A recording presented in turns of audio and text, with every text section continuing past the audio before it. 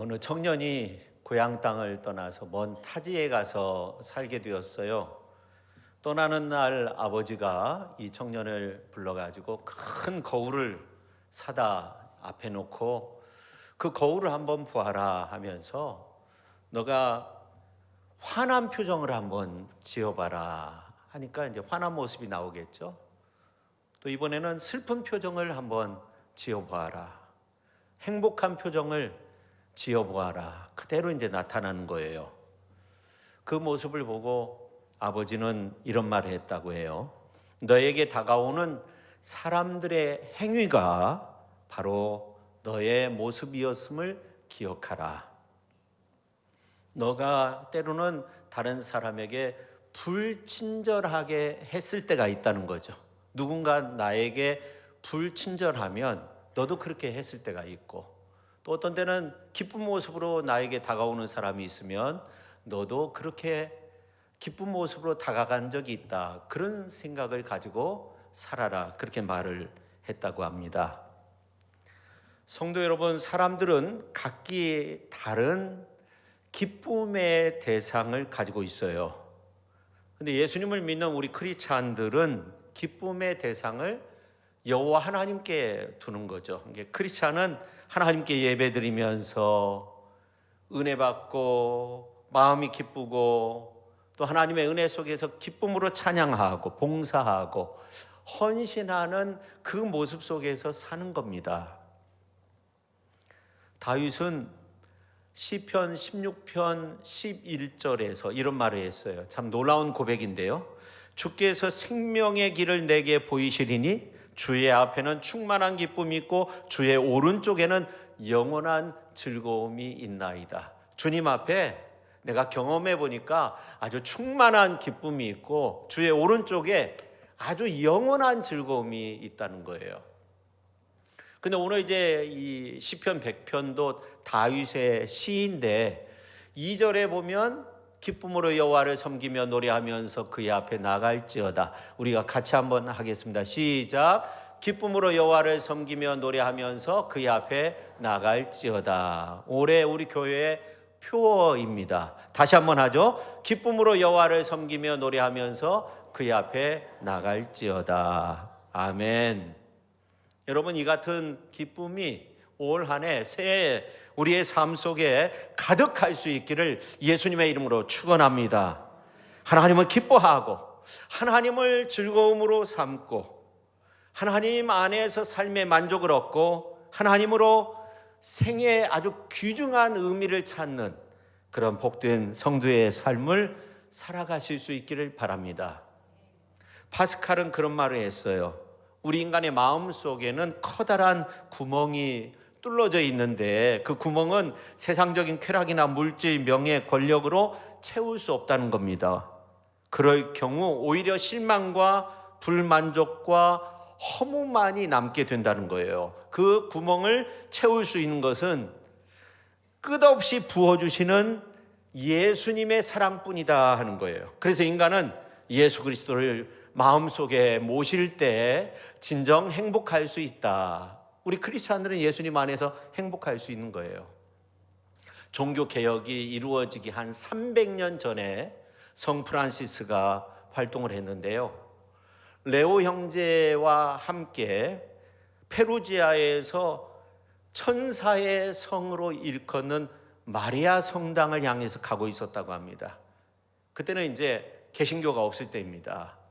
너무나도 추운 가운데, 고통 가운데 그렇게 걷고 있는데 레오 형제를 부르면서 제자인데 형제여, 형제가 가는 곳마다 성덕과 감화의 훌륭한 모범을 보여준다 하여도 그런 것에는 완전한 기쁨이 없어. 그리고 조금 가다가 또 말을 하는 거예요. 레오 형제여, 가장 작은 형제가 소경을 눈뜨게 하고 곱추를 고쳐주고 마귀를 내쫓고 귀머거리를 듣게 하고 안전뱅이를 걷게 하고 벙어리를 말하게 하고 위대한 일로서 죽은 자를 살려낸다 할지라도 완전한 기쁨은 거기에 없는 거요. 그것을 기록하라는 거예요. 이 다음에는 이제 큰 소리로 말을 해요. 레오 형제여, 가장 작은 형제가 모든 나라의 말과 모든 지식과 만 가지 책에 능통하고 장래일 뿐만 아니라 인간의 양심의 비밀까지 꿰뚫어 볼 수 있다 하여도 그것은 완전한 기쁨이 되는 것이 아니요, 그것을 잘 기록해 놓으시오. 조금 걷다가 더 큰 소리로, 레오 형제여, 가장 작은 형제가 천사의 말을 하고 별의 궤도와 모든 초목 금피의 효능을 알고 땅의 모든 보물을 다 찾아내게 되고 새 물고기 온갖 짐승의 모든 것을 다 안다 하여도 완전한 기쁨이 되는 것이 아니요. 또 말을 하는 거예요. 레오 형제여, 작은 형제가 전도를 잘하여서 불신자들을 다 개심시켜서 그리스도의 신앙 안으로 이끌어 들인다 하여도 완전한 기쁨이 되지 않는다는 사실을 기록해 두시오. 불과 한 3km 정도 이렇게 가는데 걸어가면서 계속 큰 소리로 그렇게 이야기를 하니까 이 레오가 몹시 놀랄 수밖에 없었어요. 그래서 스승님, 그렇다면 참된 기쁨이 무엇인지 저에게 좀 알려주십시오. 마리아 성당이 가까이 이제 접근하게 되었는데, 가까이 오게 되었는데, 레오 형제, 오늘같이 춥고 배고프고 진창에 빠져 형편없는 꼴을 하고 천사의 성 마리아 성당에 도착해 수도원의 문을 두드릴 때 문지기가 화를 내면서 당신들은 누구요? 우리는 당신의 형제요. 그렇게 말했지만 문지기는 거짓말 말라고, 너희들은 사방으로 돌아다니며 세상을 속이고 가난한 사람의 것을 빼앗아 먹는 악당이지, 썩 물러가거라. 문도 열어주지 않고 추위와 굶주림에 있는 우리를 거들떠보지 않고 바깥 쏟아지는 빛 속에 우리를 밤중까지 내버려 둘 때 맞서서 싸우거나 불평하지 않고 겸손히 문지기가 말한 것은 정말이다 하면서 이 말을 하도록 하나님께서 시킨 것이다, 그렇게 생각할 때 거기에 완전한 기쁨이 있어, 그렇게 말을 했다고 해요. 그러면서 예수 그리스도께서 자기를 따르는 자들에게 베푸시는 성령의 온갖 은총과 선물 가운데서 가장 훌륭한 것은 자기를 이기고 온갖 모멸, 수치, 불쾌감, 이 모든 것을 그리스도의 사랑 때문에 참아내는 것이요. 왜냐하면 우리는 하나님의 것이기 때문에 그렇습니다. 우리가 가지고 있는 모든 것은 하나님이 주신 것이기 때문입니다. 그렇게 말을 했다고 해요. 레오라는 사람이 참 궁금한데, 이 레오는 성 프란시스 가장 가까이서 섬겼던 제자인데 그의 삶과 죽음까지도 묵상하면서 지킨 제자라고 해요. 그래서 로마 카톨릭 교황이 레오 14세잖아요. 그렇게 이름을 정한 이유가 또 있다고 해요. 이게 전임 교황 프란체스코라고도 그렇게 같은 말인데 그 뜻을 이어받고자 레오로 이름을 지었다고 하죠. 이 사도 바울은 이런 고백을 했어요.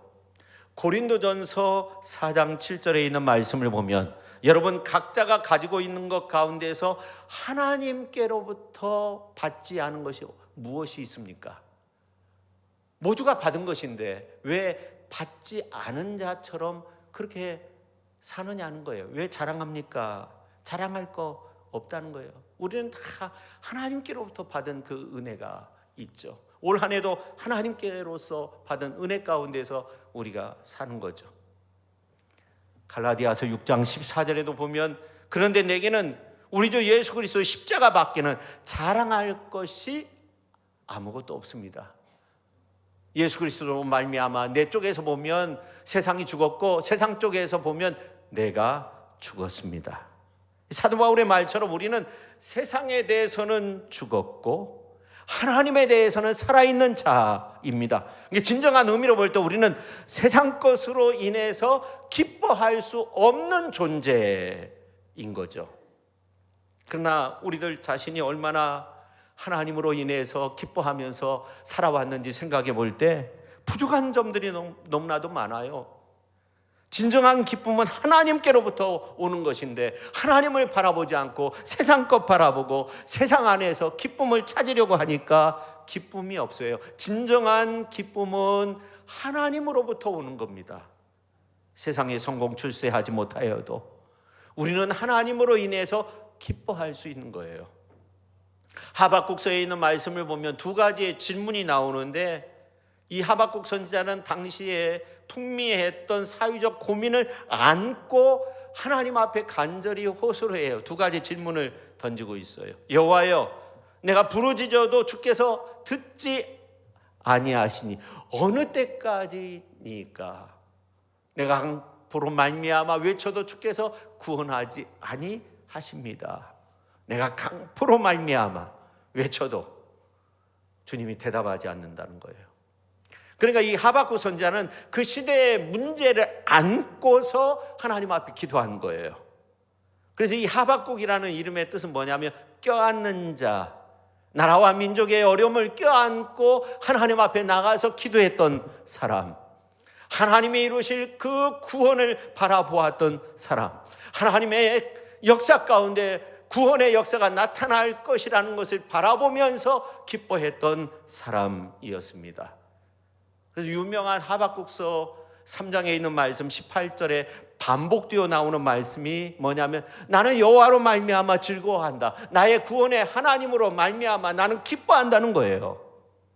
좀 어려운 말로 아도나이 엘로자 아길라 히브리 말인데 이 말은 어떤 말이냐면 그 의미를 좀 우리가 살펴보면 좋은데 내가 어떤 상황 속에 있을지라도 아도나이 주님으로 말미암아 나는 기뻐한다는 거예요.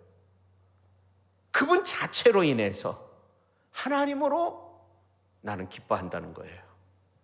굳건한 믿음 아닙니까? 하박국 선지자는 나라에 어려움이 있었지만 그래서 이렇게 노래를 부르는 거예요. 비록 무화과 나무가 무성하지 못하며 포도나무에 열매가 없으며 감람나무에 소출이 없으며 밭에 먹을 것이 없으며 우리의 양이 없으며 요양간에 소가 없을지라도 나는 여호와로 말미암아 뭐라고요? 즐거워하며 나의 구원의 하나님으로 말미암아 기뻐하리로다. 할렐루야. 여러분, 이러한 기쁨이 있으면 삶에 활력이 넘쳐나는 거예요. 이 기쁨은 삶의 능력이죠. 이 기쁨은 세상에 임하신 하나님의 어떤 구원의 역사를 뜻하고, 그래서 성경은 말해요. 항상 기뻐하라. 그 다음에 기뻐하라. 주 안에서 기뻐하라. 내가 다시 말하노니 기뻐하라. 이게 하나님의 뜻이요, 하나님 안에서 사는 삶의 모습이라는 거예요. 하나님 안에서 살 길이 거기에 있다는 거예요. 그러므로 기쁨을 잃은 사람은요, 삶의 의미와 가치를 상실한 사람이죠. 하나님 안에서의 그 기쁨을 찾아야 돼요. 삶의 의미, 가치를 잃어버리면 그 인생은 비참한 거죠. 한 가정에서 하나님 안에서 기뻐할 수 있는 사람이 아무도 없으면 그 가정은 어떻게 되겠어요? 비참한 거예요. 전부 다 슬픈 기색을 띠고 전부 다 입 딱 다물고 있으면 숨이 막힐 것 같아요. 근데 누군가 그 어려움 속에 있지만 하나님을 찬양하고 하나님의 은혜를 구하고 세상 사람들이 얻지 못하는 그 기쁨이 우리에게 있다, 그런 마음으로 그렇게 하나님을 노래하며 기쁨으로 하나님 앞에 나가는 가정에 그런 어떤 지성소와 같은 그런 곳을 만들어 놓고 그 시간을 정해 놓고 하나님을 찾는다고 하면 얼마나 그 가정이 행복하고 기쁨이 있겠어요. 여러분, 세상 사람들이요, 기쁨이 얻기 위해 얼마나 노력을 하는지요. 육체적인 쾌락에 몸을 던지는 사람들도 있고 돈과 권력을 얻기 위해서 사람들을 막 죽이고 짓밟는 일이 얼마나 많이 있습니까? 미국과 이렇게 주변 국가의 모습을 보니까 참 안타까운 그런 모습들이 있더라고요. 그 강대국하고 약소국하고 싸우면 어떻게 되겠어요? 그러니까 이 사람을 짓밟고 죽이고 여기에서 얻어지는 기쁨은 기쁨이 아닌 거죠. 거기서 얻으면 얼마나 얻겠습니까? 여러분, 참된 기쁨은요, 기도할 때 주어지는 겁니다. 왜냐하면 기도에는 하나님의 은혜가 있고 하나님의 능력이 있고 하나님과 대화하는 거고 교통하는 거예요. 사랑하는 사람과 대화하고 교제하고 기쁜 일이에요. 믿음의 성도들끼리 그렇게 함께 교제하는 거 아름다운 일이에요. 근데 하나님과의 교제는 어떨까요? 이건 영원한 거예요. 여러분, 정신적인 세계도 상당히 질이 높고 아름다움이 있는데 이 영적인 세계는 정신적인 세계보다 훨씬 더 높고 깊고 영원하고 신비한 것들이 있는 거예요. 마리아가 찬양해요. 누가복음서 1장에 보면 내 영혼이 주를 찬양하며 내 마음이 내 하나님 내 구주를 기뻐하였으면 그의 여종의 비천함을 돌보셨음이라, 그렇게 말씀하고 있어요. 내 영혼이 하나님 안에서 기뻐한다는 거예요. 참 놀라운 그런 찬양의 모습이죠. 오늘 시편 100편 2절에 보니까 이 시편 기자도 그런 모습의 찬양을 드리고 있는 거죠.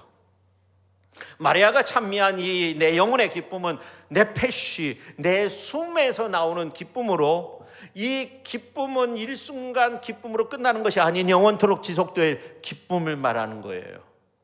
사도 바울은 빌립보 성도들을 위해서 간구할 때 기쁨으로 항상 간구했다고 그렇게 말씀하고 있어요. 이렇게 사도 바울은 빌립보 교회와 성도들을 위해서 간절히 기도할 때 영적인 기쁨을 맛보았다 하는 겁니다. 오늘 일부 예배 마치고 오늘 권사님과 잠깐 기도하는데 몸이 많이 좋아졌다고 해요. 너무나 기뻤어요. 함께 기도하니까 그분도 기뻐하고 저도 기쁘고 그랬어요. 여러분, 예수님의 생애가 기도하며 기뻐하셨던 삶을 사셨어요.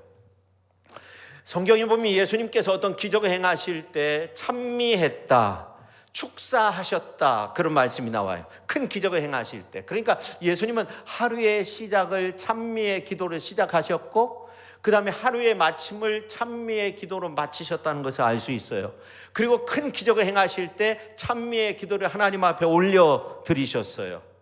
예수님은 전능하신 하나님의 아들이심에도 주어진 사명을 잘 감당하기 위해서 기도하셨고, 십자가를 지기 위해 예루살렘으로 나아갈 때 찬미하며 나가셨고, 십자가를 지기 위해서도 기도하셨고, 십자가를 짊어지고도 그 위에서 하나님 앞에 기도했어요.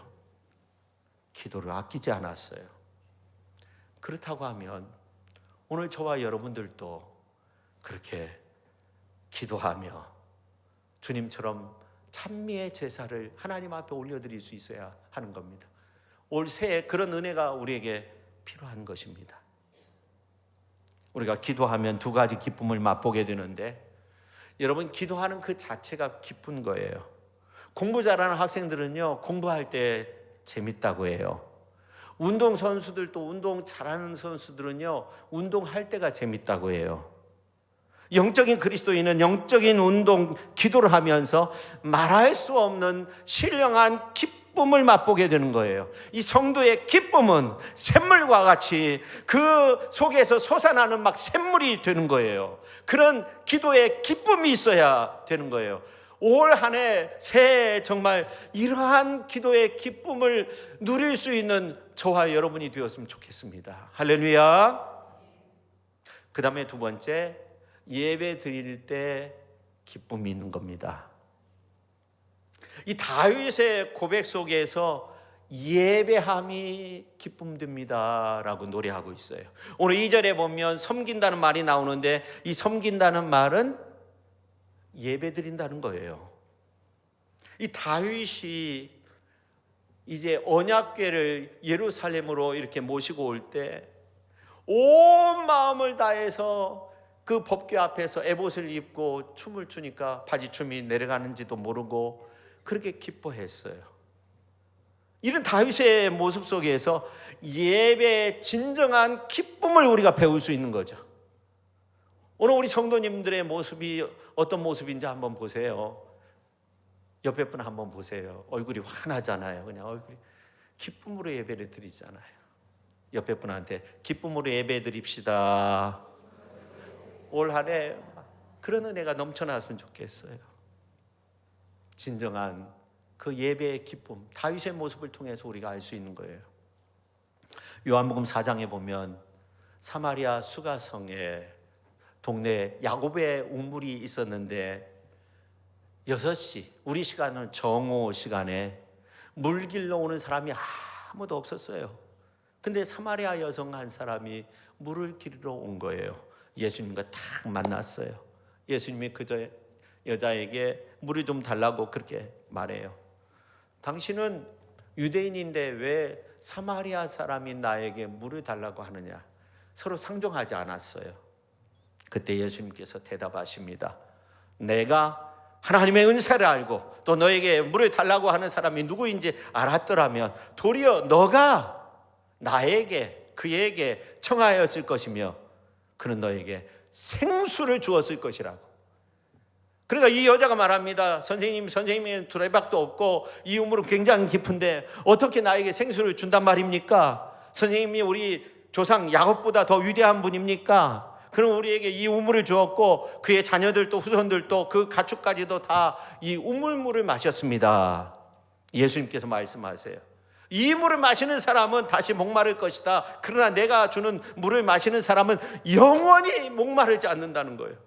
내가 주는 물은 사람 속에서 영생에 이르게 하는 샘물이 된다는 거예요. 우리 주님이 주는 그 은혜가 얼마나 큰 건지요. 이 여성이 선생님, 그 물을 나에게 주셔서 내가 목마르지도 않고 그 물 길러 이렇게 사람들 피해서 오지 않게 해달라고. 예수님이 내 남편을 불러오너라. 저에게는 남편이 없습니다. 남편이 없다고 한 말이 옳다. 너에게는 남편 5이 있었다. 근데 지금 너가 살고 있는 이 남자도 너의 남편이 아니니 제대로 말하였다. 근데 예수님이 그때 참 놀라운 말씀을 하시는 거예요. 예배 드려야 할 때는 이때다. 하나님은 영이시니 예배하는 자가 영과 진리로 예배를 드려야 된다. 그리고 대화를 하시는 가운데 자신이 메시아라는 사실을 알려주고, 그러니 여자가 물동이를 버려두고 동네에 가서 내가 메시아를 만났다고 하니까 수많은 사람들이 막 예수님께 몰려왔어요. 우리가 예배할 때가 바로 지금인데 영과 진리로 예배를 드려야 된다고 말씀하고 있는데, 영과 진리로 예배를 드린다는 것은 뭐냐면 마리아가 영혼의 기쁨으로 하나님께 찬미를 드리는 것 같이, 바울이 기쁨이 가득 찬 가운데 빌립보 교인들을 위해서 기도한 것 같이, 다윗의 에봇을 입고 법궤 앞에서 춤을 춘 것 같이 하나님 앞에 기쁨이 가득 찬 가운데 우리의 삶의 모습을 통해, 우리의 예배의 모습을 통해 하나님 앞에 영광 올려드리는 거죠. 근데 하나님이 더 기뻐하시는 것은 산 제물로 드리는 거예요. 우리의 삶으로 드리는 예배, 하나님이 더 기뻐 받으신다는 거예요. 예수님 말씀하셨어요. 지금까지는 너희가 내 이름으로 아무것도 구하지 아니하였으나 구하라. 그리하면 받으리니 너희 기쁨이 충만하리라. 새해에는 하나님이 기뻐하시는 예배를 구하시기를 바랍니다.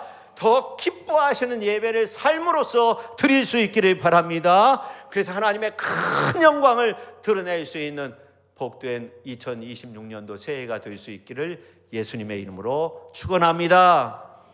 그 다음에 세 번째는 교제할 때 기쁨이 있다 하는 거예요. 이 에릭 프롬은 인간은 5가지의 정신적인 욕구가 있는데 관계 욕구도 있다 그랬어요. 짐승들은 그 한 울 안에 한 마리의 짐승을 넣고 키워도 잘 커요. 그러나 사람은 그렇지 않아요. 사람은 그 사회적인 동물이기 때문에 교제하면서 그렇게 사는 것이 하나님 보시기에 아름다운 거죠. 하나님이 처음부터 그렇게 만드신 거예요. 혼자 살 수 있는 것은 아니에요. 신앙도 교제가 없는 신앙은 생명 공급이 주어지지 않는 것과 같이 시들어질 수 있는 거예요. 그래서 이 기쁨을 서로 나누면 어떻게 돼요? 배가 되고, 슬픔을 나누면 반이 되는 거예요. 우리들은 초대교회 성도들과 같이 모여서 기도하고 말씀 보고 서로 교제하고 기쁨을 많이 나누면서 그렇게 하나님을 기쁘시게, 성도를 기쁘게 하는 그런 삶이 되어야 하는 겁니다. 여러분, 산 사람은요 끊임없이 활동해요. 그 생활에서 열매를 맺어요. 그러나 죽은 자는 활동을 멈추어 아무것도 하지 않습니다. 근데 하나님은요 끊임없이 우리의 삶 속에서 활동하세요. 그래서 위대한 열매를 맺게 하세요. 근데 우리 예수님이 어떤 말씀을 하셨냐면, 예수님을 믿는 자들이 성령과의 그 긴밀한 교제를 통해서 엄청난 일을 할 수 있는데, 나의 하는 일도 하지만 나보다 더 큰 일도 한다고 했어요. 우리가 성령과의 친밀한 교제가 있으면 예수님 안에서 놀라운 역사를 경험할 수 있는 거예요. 예수님 안에서 인본주의가 신본주의로, 어둠에서 빛으로, 사망의 권세에서 해방되어 하나님을 향할 수 있도록 그렇게 하나님께서 우리를 변화시켜 주실 거예요. 성도 여러분, 우리가 성령님과의 친밀한 교제가 있으면 우리 예수님이 치유의 역사를 이루시는데, 영적인 치료, 악한 마귀의 권세로부터 우리가 자유함을 얻을 수 있는 그 은혜를 주시고, 심적 치료, 우리의 마음속에 평안함을 누릴 수 있도록 인도해 주시고, 육적 치료, 병에서 나음을 얻도록 역사해 주시고, 환경적 치료, 포도주의 기쁨이 채워지고 광야에서 떡을 먹음 같은 그러한 은혜, 풍랑이 잠잠케 되어지는 그러한 놀라운 은혜의 역사가 나타나게 되는 줄로 믿습니다. 그 성령의 은사가 9가지 은사인데, 지혜의 말씀, 지식의 말씀, 방언, 통역, 예언, 신유, 영분별하는 은사가 우리에게 주어지는 거죠. 능력 행하는 은사가 우리에게 주어지고, 성령의 9가지 열매, 사랑이라 화평, 오래 참음, 자비, 양성, 충성, 온유, 절제, 그 아름다운 열매. 그래서 종국에 하나님께만 영광 올려드릴 수 있도록 그렇게 우리의 삶을 만들어 주시는 거예요. 눈의 혁명이라는 그 책에 보니까 어느 과학자의 재미있는 이론이 있는데, 그 내용이 뭐냐면 이 우주에는 아주 신비로운 의지가 있다는 거예요. 그래서 이 자연 법칙이 아니고 높은 차원에서 신비로운 강한 의지가 있는데, 그 의지로부터 받은 유전인자가 우리의 몸에 있고, 그래서 우리는 그 의지에 가깝게 가면 건강해지고, 거기서 멀어지면, 역행하면 몸에 나쁜 호르몬이 나와서 병들게 된다는 거예요. 근데 신비로운 의지가 뭐냐면 뭘 것 같아요? 하나님의 사랑. 물론 모든 관계는 하나님께서 특별히 우리를 먼저 사랑했다는 사실을 확인하고 깊이 깨닫는 데서부터 시작이 되는 거예요. 하나님의 사랑에 대한 바른 응답을 해야 돼요. 인간은 사랑에 대해 응답할 줄 아는 존재, 사랑을 알고 깨닫고 받아들이고 거기서부터 출발해야 하는 존재. 근데 하나님께서 우리 개개인을 얼마나 사랑하셨는지 돌이켜보면, 현재 미래 생각하지 말고 우리가 과거를 생각해 보면, 우리 민족이 어려움 당할 때, 그 환난 가운데, 그 어려움 속에 있을 때 하나님께서 이 나라를 얼마나 축복해 주셨어요. 우리나라가 얼마나 축복된 나라인지 알 수 없어요. 우리는 그 엄청난 사랑을 다시 한번 깨달아야 돼요. 우리 개개인이 어려움 당할 때 엄청난 사랑으로 우리를 이끌어 주시는 하나님, 오늘 새해 주일을 맞이해서 그 놀라운 사랑을 우리의 마음속에 다시 한번 불러 일으켜야 되는 거예요. 다시 한번 확인해야 되는 거예요. 그것이 우리가 가지고 있는 문제 해결의 출발점이 되는 겁니다. 성경에는 우리 인간 한 사람 한 사람을 향한 하나님의 요구가 있어요. 하나님의 요구. 환자가 병원에 가서 수술하려면 병원에서 요구하는 것들이 있어요. 은행 가서 돈을 조금이라도 빌려고 하면 요구하는 것들이 있어요. 마찬가지로 우리가 하나님 앞에서 죄와 죽음과 재난, 질병, 여러 가지 문제 해결함을 받기 위해서는 하나님의 요구에 우리가 순종해야 하는 거죠. 그렇지 않겠어요? 하나님께서 개인, 가정, 국가, 세계 모든 문제를 해결하실 수 있는 수많은 길이 있는데, 그러므로 우리는 하나님께로 돌아가야 하는 거죠. 사람은 모든 장애물을 뛰어넘을 수 있는 능력이 없어요. 내 힘으로는 안 되는 거예요. 근데 우리는 하나님이 요구하시는 요구를 받아들이면 승리의 길이 그때부터는 보이게 되는 거예요. 열리게 되는 거예요. 축복의 길이 열리게 되는 거예요. 할렐루야. 근데 기독교는 약속의 종교이잖아요. 예수님 믿으면 저주에서 축복으로, 사망에서 생명으로 옮겨지는 거예요. 누구든지 예수님을 믿으면 멸망치 않는다고 했어요. 저주가 끊어지고 하나님의 축복의 역사가 가득하게 되는데, 그 축복은 흘러 넘쳐나야 되는 거예요. 계속적으로 이어져 가야 되는 거예요. 그래서 우리가 가지고 있는 여러 가지 가정의 문제, 자녀의 문제, 건강의 문제, 정말 하나님 안에서 풀 수 있어요. 우리는 어떻게 살아야 돼요? 하나님이 기뻐하시는 요구를 받아들일 수 있어야 돼요. 그러니까 하나님께서 기뻐하시는 것이 나의 기쁨이 돼야 돼요. 나의 기쁨 삼아야 되는 거예요. 하나님을 믿고 하나님을 절대적으로 신뢰하고 하나님의 기쁨을 나의 기쁨으로 삼아야 돼요. 그게 성도의 기쁨이죠. 2026년 기쁨이 차고 넘쳐나는 그 해가 되기 위해서 오늘 우리가 하나님의 요구, 하나님의 기쁨이 되는, 그래서 오늘 이 주부에도 이렇게 나와 있는데, 기쁨으로 하나님을 섬기며 노래하면서 그의 앞에 나갈지어다. 여러분, 이 말씀을 마음판에 새기고 올 한 해 믿음으로 승리하여서 이 말씀에 순종하여서 하나님의 기쁨이 되고 그 기쁨이 나의 기쁨이 되고 또 하나님께서 축복해 주시고 열어주시는 그러한 놀라운 은혜가 가득할 수 있기를 예수님의 이름으로 축원합니다. 기도하겠습니다. 하나님, 감사드립니다. 이 성도의 기쁨이 무언가 오늘 말씀을 통해서 알았습니다. 기쁨으로 여호와를 섬기며 노래하면서 그의 앞에 나갈지어다, 그렇게 명령하고 있습니다.